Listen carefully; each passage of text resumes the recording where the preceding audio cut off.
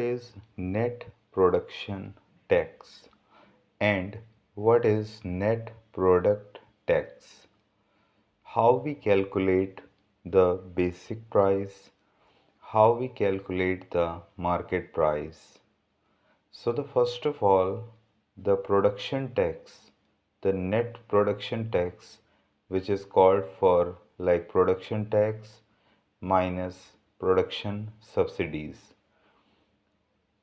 Production tax के अंदर हम कैलकुलेट करते हैं लैंड या प्रॉपर्टी या बिजनेस के लिए लिए गए भरे गए फॉर्म पर लगने वाले जितने भी टैक्सेस हैं उनको इंक्लूड करते हैं, जबकि हम प्रोडक्ट की क्वांटिटी या प्रोडक्ट पर लगने वाले टैक्स को इंक्लूड नहीं करते।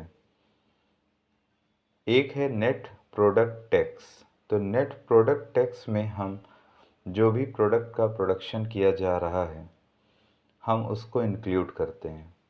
वहाँ पर नेट प्रोडक्ट टैक्स को कैलकुलेशन करने के लिए प्रोडक्ट पर लगने वाले टैक्सेस और प्रोडक्ट में सब्सिडीज़ दोनों के डिफरेंस को निकालते हैं, जिसे हम नेट प्रोडक्ट टैक्स बोलते हैं।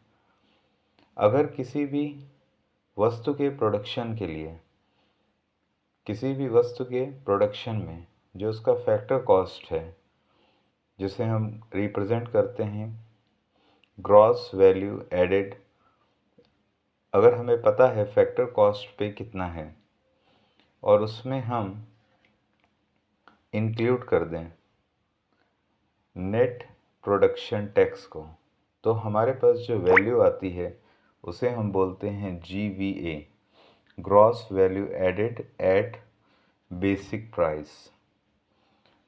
बेसिक प्राइस का कन्वर्जन किस प्रकार से मार्केट प्राइस में होता है, तो इसके लिए इम्पॉर्टेंट है gross value added at basic price में हमको इंक्लूड कर देना होगा।